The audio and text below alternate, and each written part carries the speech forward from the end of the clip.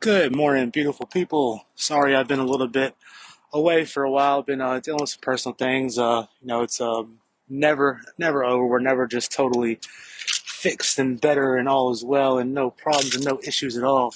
Um, and once I started to realize that some of these problems and issues are actually pretty cool blessing and a pretty cool experience, um, it kind of helped me deal with them a lot better. But yeah, last week or so I've been kind of in a real contemplative mode. Trying to fix some things at the house and the office and things like that. So anyway, it kind of leads me up to what I wanted to talk about this morning. And the topic of today, actually embodying that and shifting it for me is what partly, mainly led to my success.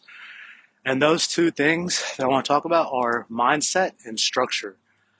So what I mean by mindset and structure, they're obviously, two different things that can also be correlated pretty easy depending on how you look at it. Um, for me, mindset is just our daily option, our daily choice, our daily perspective of how we choose to view the world and things that happen. Um, I don't know who said it, but I think I heard it on a Wayne Dyer tape before. Act as though, or not act as though, really truly feel, understand, and believe, and really know that things in life that are happening around us aren't happening to us for any like negative, positive, or even arbitrary reason. They're happening for us. If you look around how perfect and how everything is and what all had to happen for human life or even plant life and animal life to even exist out here, there definitely is a plan, in place that might change, that might shift, that might depend on choices, whatever it is. I don't want to get too deep into that side of things right now. But I said to say this: it's up to us. I can be walking around my tennis racket, and this dude playing ball next to me can throw his ball this way and it could hit me in the head because I'm not paying attention. I have my earphones in. I could choose to see it as like, an aggressive act. He's going to wants to fight. He wants to get mad. I could take my tennis racket, could hit him in the face, grab the shirt, throw it off, throw him on the ground, blah, blah. Go down that slippery slope, which I've been down before. We all know where it leads to. Or I can see it as like, probably was an accident. Ball came over here. Let me go say what's up to him. I might make a new friend. I might make a new business partner. I might learn something about the world I never knew. That's a very, very small example and a random example, but the same can be applied in so many situations, from the simplest of situations almost all the way up until the complex, hurtful, painful situations. And in my business, the mindset I chose to have was forward march. No looking back. I'm not sure if it's going to work or not, but I'm not turning around. I'm not stopping. I'm not quitting. I'm going to put as much momentum, energy, hustle, love, everything behind this as I possibly can, and I'm not going to stop. 8 years later, people would think, you're going to burn out if you keep going. And I'll be honest, like, I have in certain areas stepped back a bit, slowed down a bit, only the last 2 years, because I've made it that far and I've worked on it that long to get things set up properly. When I was married, even different relationships, people always told me, oh man, like, what are you doing with your business? Like, if you weren't doing this and that, your business would be like so much better and this and that and blah, blah, blah.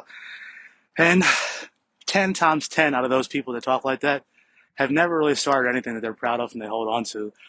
So once again, my mindset came into play. Am I going to take that, listen to it, and beat myself up and get down and get away from my work and what I know is working, or am I going to just keep going? Am I going to feel it? Am I going to? I'm a sensitive person on that side. You tell me something negative, like I might not look to your face, and like I'm sad, I might laugh, but I'm gonna go to the bathroom, I'm gonna sit my ass down, and I might not cry, but I'll definitely feel it, and that's good. It's part of what I use to get through it.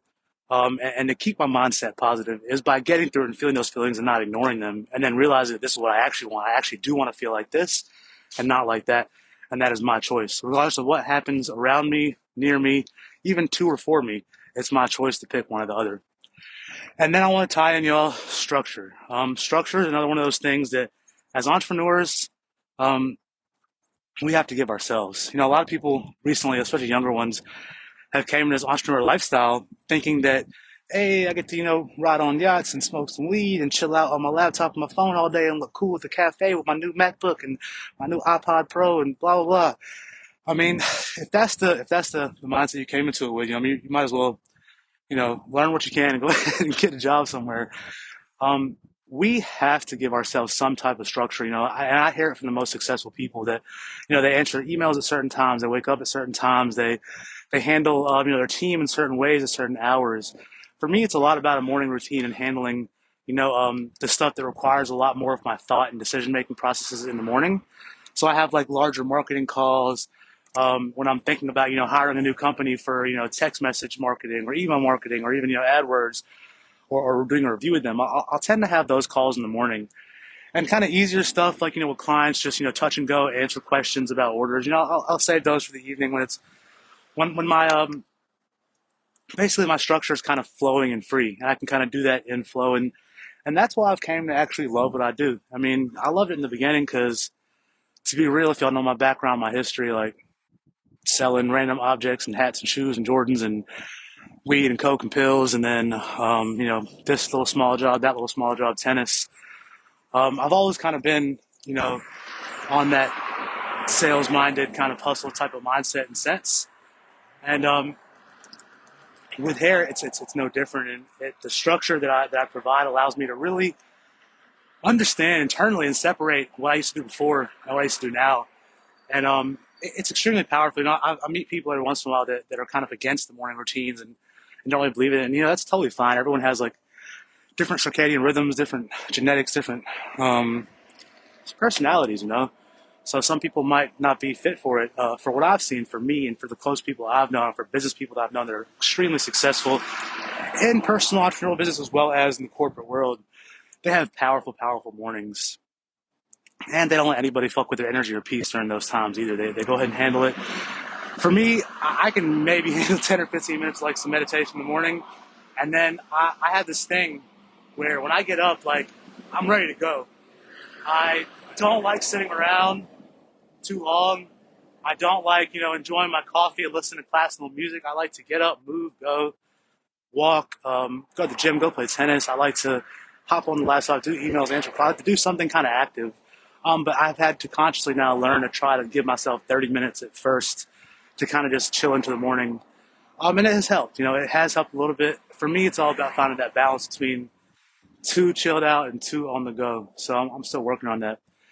But yeah, you guys, I was just on a little stroll from the tennis court wall back to the apartment. Just made it here.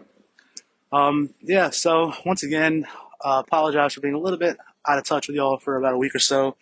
I actually was working on kind of a different series I want to do in this podcast to help out some of my brothers and sisters that are still out there feeling lost and stuck and addicted to substances or different things. It's a journey. It's a struggle. Remember this, one thing I learned. Say you're sober for 2 or 3 months, or say you're doing well for 2 or 3 months, and you take a drink or you step backwards. Be gentle with yourself, man. You're on the right path. You're trying to do the right things. Be gentle with yourself. Don't beat yourself up. You did not lose all that time you gained before that. I know AA says, 9 days and then get your chip, and then, oh, you drank, so chip one, day one again. I don't believe in that at all. I believe all that hustle, all that work, all that mindset, all that change you made is still very valid and very applicable. And just because you made the mistake and you step backwards doesn't mean shit. Love yourself for it. Understand it's part of the journey, part of the life, and then keep moving forward. Sending love and light to all you guys out there. Anyone feeling like that, trust me, even for me, even recently, I've had the same feelings. It helps a lot to talk about it. Helps a lot to stay active. So blessings, love, and peace. If you want to support the show, buy me a coffee or like and share it with your friends, or hit me up in a message and ask me something to talk about for the next topic. Until then, once again, sending love, light, and blessings to you all. Peace, peace. Enjoy the rest of your week.